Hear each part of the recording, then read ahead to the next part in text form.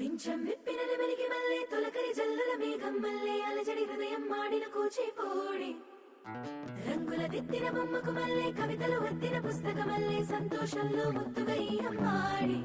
ఆరారు ఋతువుల అందం ఒకటిగా కలిపి వింతలు ఏడు పక్కకు జరిపే కొత్తగా పుంతలు తొక్కెను ఈ అరవిందం అమ్మమ్మో తాండవమాడే కృష్ణుడి నుండి వేణువ గానం తీయగ పండి రాధకు ప్రాణం ఉప్పొంగే ఆనందం